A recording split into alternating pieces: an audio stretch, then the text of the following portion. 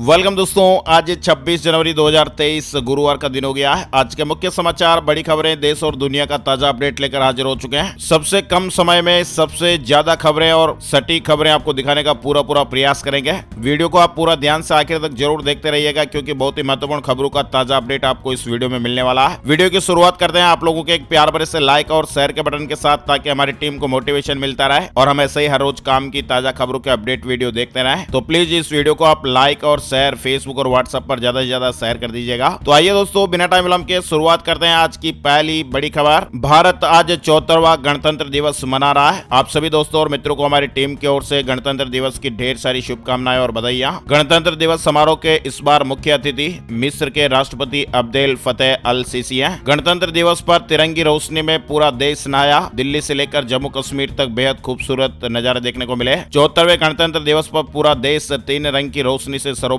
नजर आ रहा है। दिल्ली में गणतंत्र दिवस की पूर्व संध्या पर सुप्रीम कोर्ट तिरंगे के रंग की लाइटों से जगमगा उठा। लाल किले में भी लाइट से सजावट की गई। अलग अलग राज्यों से भी बड़ी सजावट भरी तस्वीरें मिल रही हैं। देश और दुनिया के इतिहास में 26 जनवरी का इतिहास काफी महत्वपूर्ण है और आज ही के दिन हमारे भारत का संविधान लागू हुआ था। 26 जनवरी ऐसा दिन है जो देश का राष्ट्रीय पर्व है। देश का हर नागरिक, चाहे वह किसी भी धर्म, जाति या संप्रदाय से ताल्लुक रखता हो, आज के दिन को राष्ट्र प्रेम से ओतप्रोत होकर मनाते हैं। पीएम मोदी ने मिस्र के राष्ट्रपति का वेलकम किया और कहा कि भारत और मिस्र विश्व की सबसे पुरानी सभ्यता है। भारत और मिस्र संबंधों के 75 साल पूरे हो गए और द्विपक्षीय बैठक में पीएम मोदी ने आतंकवाद दोनों के लिए चिंता का विषय बताया है। वही आपको बता दें, पद्म पुरस्कारों का ऐलान भी हो गया है। मुलायम सिंह, जाकिर हुसैन समेत 6 हस्तियों को पद्म विभूषण, 9 को पद्म भूषण और 91 को पद्म श्री सम्मान मिलेगा। साथ ही आपको बता दें, आज बसंत पंचमी का त्योहार भी है। बसंत पंचमी पर विवाह, भवन निर्माण समेत कई शुभ कार्य किए जा सकते हैं। माघ शुक्ल की पंचमी तिथि को विद्या और बुद्धि की देवी माँ सरस्वती जी की उपासना की जाती है और इसी उपासना के पर्व को बसंत पंचमी कहा जाता है और साल के कुछ विशेष शुभ काल में से एक होने के कारण इसे अबूझ मुहूर्त भी कहा जाता है, जिसमें विवाह, भवन निर्माण समेत कई शुभ कार्य किए जा सकते हैं। ज्ञान और विज्ञान दोनों का वरदान प्राप्त किया जा सकता है। संगीत, कला और अध्यात्म का आशीर्वाद भी लिया जा सकता है। वसंत पंचमी के दिन आज सरस्वती पूजा का शुभ मुहूर्त सुबह 7:12 से लेकर दोपहर 12:33 तक रहेगा। वही आपको बता दें, इस बार वसंत पंचमी पर शिव योग, सिद्ध योग, स्वार्थ सिद्धि योग और रवि योग भी बन रहे हैं। खबरों का सिलसिला आगे बढ़ाते हैं दोस्तों। 27 जनवरी को इंडिया और न्यूजीलैंड के बीच मैच होगा। भारत और न्यूजीलैंड की टीम रांची पहुंच चुकी है। 27 जनवरी को T20 सीरीज का पहला मैच खेला जाना है। भारत और न्यूजीलैंड के बीच यह मुकाबला होगा।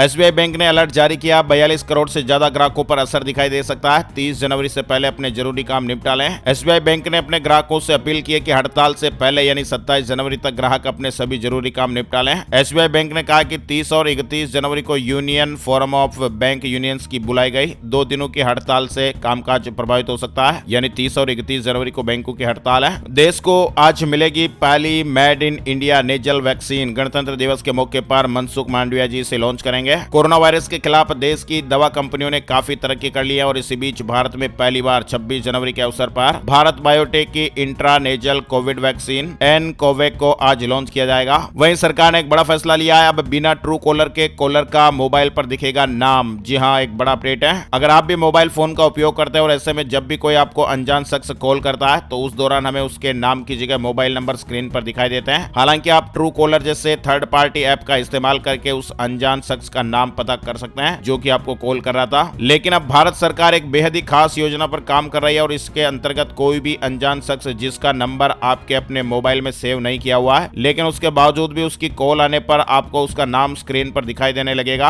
और ये वही नाम होगा जिससे दस्तावेज के आधार पर आपने अपना मोबाइल नंबर लिया था। यानी जिस नंबर से हम सिम कार्ड लेंगे वही नाम आपको मोबाइल पर कॉलिंग के टाइम दिखाई देगा। सरकार ने इस कार्य के लिए हरी झंडी दे दी है और बहुत ही जल्द आपको ये अपडेट देखने को मिलेगा। वहीं सोने पर सरकार एक बड़ा फैसला ले सकती है। गोल्ड स्मगलर्स पर शिकंजा कसने की तैयारियां हो रही हैं। दुनिया में सोना का दूसरा सबसे बड़ा उपभोगकर्ता देश भारत इसके निर्यात पर बड़ा फैसला ले सकता है। सरकार और सराफा बाजार के सूत्रों के हवाले से मीडिया में चल रही खबरों के अनुसार केंद्र सोने पर इंपोर्ट ड्यूटी घटाने पर विचार कर रहा है। गणतंत्र दिवस पर बड़ा ऐलान। सुप्रीम कोर्ट के 1000 फैसलों का होगा अनुवाद। 12 भाषाओं में उपलब्ध होंगे। गणतंत्र दिवस पर सुप्रीम कोर्ट 1000 से अधिक निर्णय जारी करेगा, जिनका विभिन्न भाषाओं में अनुवाद किया गया है। CJI DY चंद्रचूड़ ने बुधवार को इसकी घोषणा की थी। वकीलों की हड़तालों को लेकर अपडेट है। सुप्रीम कोर्ट ने BCI को फटकार लगाई और कहा कि नियम कड़े करें। उच्चतम न्यायालय ने राज्यों में वकीलों को हड़ताल पर जाने से रोकने के लिए एक ठोस योजना के साथ आने में देर करने को लेकर मंगलवार को बार काउंसिल ऑफ इंडिया को फटकार लगाई और उसे से पेशेवर शिष्टाचार के नियम कड़े करने को कहा है। छत्तीसगढ़ के सबसे बड़े पक्षी विहार का सीएम भूपेश बघेल ने उद्घाटन किया है और यहाँ पर 450 प्रजाति के पक्षियों को देखने का मौका मिलेगा। यानी छत्तीसगढ़ के जगदलपुर शहर में राज्य का सबसे बड़ा पक्षी विहार बनकर तैयार हो चुका है। महंगे गेहूं और आटा की कीमतों से भी राहत मिलेगी। एफसीआई खुले बाजार में 30 लाख टन गेहूं बेचेगी। गेहूं के दामों पर जारी उछाल पर लगाम लगाने के लिए सरकार अपने बफर स्टॉक से 30 लाख टन गेहूं खुले बाजार में बेचने वाली है। सरकार ने यह बड़ा फैसला लिया है। वह आपको बता दें, पाकिस्तान की खस्ता हाल हालत किस तरह से चल रही है। कंगाल हुआ पाकिस्तान। अब सरकारी कर्मचारियों की 10% सैलरी काटने की नौबत आ गई है। खबरें आ रही है कि शहबाज शरीफ सरकार सरकारी कर्मचारियों के 10% सैलरी काटने पर विचार कर रही है। पाकिस्तान का सरकारी खजाना खाली हो गया और शहबाज शरीफ दुनिया भर से कर्ज की गुहार लगा रहे हैं। मेडिकल विद्यार्थियों के लिए दो बड़ी खबरें, जिसमें से पहली आ रही है कि एम्स में 50 साल पुराना एमबीबीएस की पढ़ाई का पैटर्न बदला जाएगा। किताबी ज्ञान की जगह प्रैक्टिकल पर जोर दिया जाएगा। जम्मू कश्मीर में भारी बारिश से भारत जोड़ो यात्रा रद्द हो गई है। अब 27 जनवरी से फिर शुरू होगी। रिपब्लिक डे पर अवकाश रहेगा। कांग्रेस की भारत जोड़ो यात्रा का 131वां दिन जम्मू कश्मीर के रामबन में जोरदार बारिश के बाद यह रद्द कर दी गई। लैंडस्लाइड और भारी बारिश के कारण कई सड़कें ब्लॉक हो गई और इसी वजह से यात्रा का दूसरा चरण रद्द कर दिया गया। इस तरह की जानकारी कांग्रेस महासचिव जयराम रमेश ने ट्वीट करके दी है। यात्रा फिर से 27 जनवरी की सुबह 8 बजे से शुरू होगी। मध्य प्रदेश में बिजली कर्मचारियों की स्ट्राइक खत्म हो गई है। यूनाइटेड फोरम ने समर्थन वापस लिया है। मध्य प्रदेश के 70,000 से ज्यादा बिजली कर्मी मंगलवार को काम बंद करके हड़ताल पर चले गए थे और इससे भोपाल, इंदौर, जबलपुर, ग्वालियर समेत प्रदेश भर में बिजली से जुड़ी सेवाएं ठप हो गई। लेकिन बुधवार को फोरम ने अचानक काम पर लौटने का फैसला लिया। हरियाणा में गन्ने का 10 रुपए रेट बढ़ा दिया गया है। सीएम मनोहर लाल ने बड़ी घोषणा की है। किसान भाई 450 रुपए प्रति क्विंटल की मांग कर रहे हैं। 10 रुपए बढ़ोतरी के साथ इस वर्ष का गन्ना रेट 372 रुपए रहेगा। वहीं हरियाणा के पटवारियों को बड़ी राहत दी गई है। 6,600 रुपए बढ़ाया ग्रेड पे नोटिफिकेशन जारी हो गया है। 10 साल से कर्मचारी ये मांग कर रहे थे। राजस्व पटवारियों को ग्रेड पे का तोहफा मिलेगा। राजस्थान से जुड़ी खबर आ रही है। चुनावी साल ओपीएस नहीं बन रहा ढाल। सरकारी कर्मचारी 1 मार्च से हड़ताल पर जाने वाला है। इस तरह की अपडेट खबरें हैं। राजस्थान के लगभग 1 लाख सरकारी कर्मचारियों ने 23 जनवरी को रैली निकालकर नाराज कर्मचारियों ने इस मौके पर सरकार के सामने अपनी 15 सूत्रीय मांगे रखी थी। 82 कर्मचारियों के संगठनों की अगुवाई कर रहे अखिल राजस्थान राज्य कर्मचारी संयुक्त महासंघ के अध्यक्ष आयुदान सिंह ने सरकार को चेतावनी दी है कि अगर उनकी मांगों पर अमल नहीं किया गया तो सरकार के खिलाफ आंदोलन और तेज होगा। और इसी कड़ी में अब कर्मचारी संघ ने 1 मार्च को पूरे प्रदेश में आम हड़ताल का ऐलान किया है। स्टॉक मार्केट न्यूज अपडेट आ रहा है। शेयर बाजार में हाहाकार मच गया। सेंसेक्स 773 अंक टूटकर बंद हो गया। निफ्टी 209 अंक लुढ़का है। निवेशकों को 4 लाख करोड़ रुपए का नुकसान होने की खबर है। भारतीय शेयर मार्केट में हफ्ते के तीसरे कारोबारी दिन यानी बुधवार 25 जनवरी 2023 को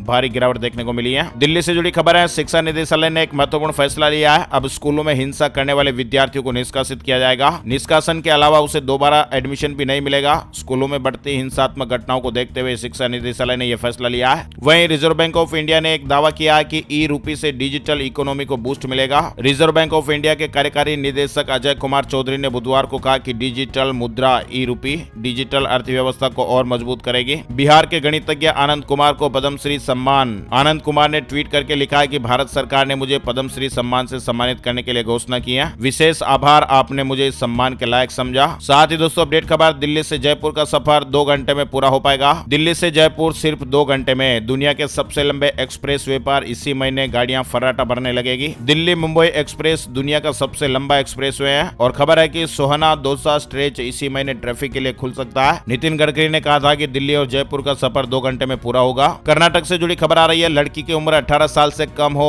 तो भी हिंदू विवाह अधिनियम के तहत शादी को अमान्य करार नहीं दिया जा सकता। हाईकोर्ट ने इस तरह की टिप्पणी की है। हाईकोर्ट ने कहा है कि यदि वधु की उम्र 18 साल से कम हो तो भी हिंदू विवाह अधिनियम के तहत शादी को अमान्य करार नहीं दिया जा सकता। राज्य में एक निचली अदालत ने अधिनियम की धारा 11 के तहत एक विवाह को अमान्य घोषित कर दिया था। हिमाचल प्रदेश मौसम अपडेट आ रहा है। सफेद चादर से ढका है लाहौल स्पीति। लगातार दूसरे दिन भी बर्फबारी देखने को मिली। मौसम विज्ञान केंद्र शिमला ने 26 जनवरी तक लाहौल स्पीति में मौसम खराब रहने और भारी बर्फबारी की संभावना जताई है। इसके अलावा आपको बता दें, राजस्थान में भी घना कोहरा और बारिश देखने को मिली। 20 से ज्यादा जिलों में बरसात का अलर्ट आया है। पूर्वी राजस्थान के हिस्सों में हुई मावट के बाद राजस्थान के कई शहर कोहरे में लिपटे नजर आए। जयपुर, भरतपुर, अलवर समेत कई शहरों में सुबह सुबह के समय जबरदस्त कोहरा देखने को मिल रहा है। मौसम केंद्र जयपुर के अनुसार 27 जनवरी तक मौसम शुष्क रहने और फिर 28 जनवरी को फिर से वेस्टर्न डिस्टर्बेंस के कारण पूर्वी राजस्थान के जयपुर, भरतपुर, कोटा और अजमेर संभाग के जिलों में बारिश होने की संभावना है। उत्तराखंड वेदर अपडेट आ रहा है। अगले 24 घंटे भारी मौसम विभाग ने अलर्ट जारी किया है। कई जगहों पर बारिश के साथ भूस्खलन की संभावनाएं भी हैं। देहरादून, टिहरी, पौड़ी, नैनीताल, चंपावत, उधम सिंह नगर, हरिद्वार में भी कहीं कहीं बारिश के साथ ओलावृष्टि और आकाशीय बिजली गिरने की संभावना है। भोपाल में तेज बारिश देखने को मिली, कई इलाकों में बिजली गुल हो गई। मध्य प्रदेश में राजधानी भोपाल समेत कई इलाकों में बुधवार को मौसम का मिजाज बदल गया, कई जगहों पर तेज बारिश के साथ ओले भी गिरे। बड़ी खबर आ रही है, अंधविश्वास जैसा कुछ नहीं। बागेश्वर महाराज धीरेन्द्र शास्त्री को पुलिस की क्लीन चिट मिल गई है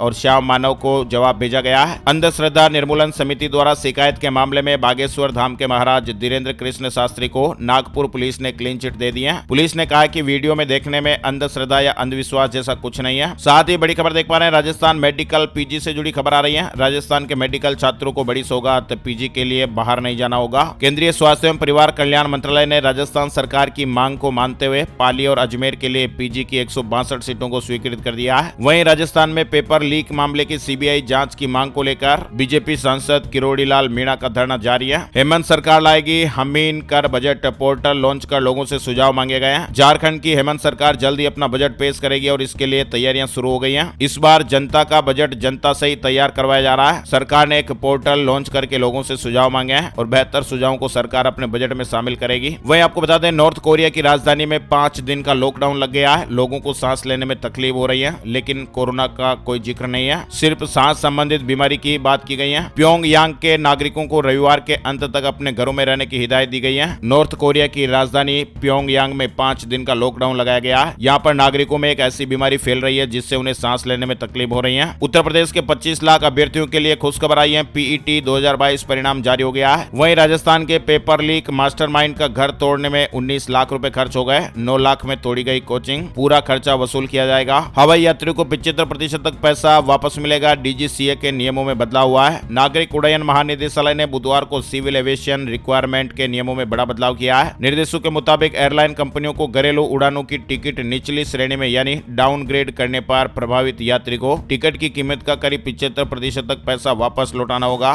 गणतंत्र दिवस के खास मौके पर वोडाफोन आइडिया ने अपने ग्राहकों के लिए शानदार ऑफर का ऐलान किया है। वीआई ने कहा कि रिपब्लिक डे ऑफर के तहत ग्राहकों को 5 GB तक फ्री डेटा दिया जाएगा और यह ऑफर सिर्फ प्रीपेड ग्राहकों के लिए है। इस ऑफर के लिए आपको 299 रुपया इससे अधिक वाला रिचार्ज कराना होगा। यमुना सफाई को लेकर केजरीवाल सरकार का बड़ा ऐलान, 29 अनधिकृत कॉलोनियों समेत 3 गाँव को हाउस सीवर कनेक्शन मिलेगा। इसके अलावा दिल्ली में अरविंद केजरीवाल ने बड़ा ऐलान किया है, 8 शहीद कर्मचारियों के परिवारों को 1-1 करोड़ रुपए की मदद दी जाएगी। माइक्रोसॉफ्ट अपनी खास सर्विस को बंद करने जा रहा है, 31 जनवरी से ही डाउनलोड नहीं कर सकेंगे। कंपनी अपने विंडोज 10 होम और विंडोज 10 प्रो के डाउनलोड की बिक्री बंद करने की तैयारी कर रही है और 31 जनवरी के बाद यूजर्स इन दोनों विंडोज को डाउनलोड नहीं कर सकेंगे। स्प्लेंडर की बादशाह को मिलेगी चुनौती, मार्च में होंडा की एक सस्ती बाइक आने वाली है। 100 सीसी सेगमेंट में अपनी एक नई बाइक होंडा की तरफ से लॉन्च होने वाली है। वहीं दोस्तों, लखनऊ में गिरी बहुमंजिला इमारत मामले में जांच समिति गठित कर दी गई है। बिल्डर पर मुकदमे के आदेश जारी हुए हैं। सूर्य के अध्ययन के लिए अंतरिक्ष में भेजा जाने वाला सबसे बड़ा उपकरण इसरो को सौंपा जाएगा।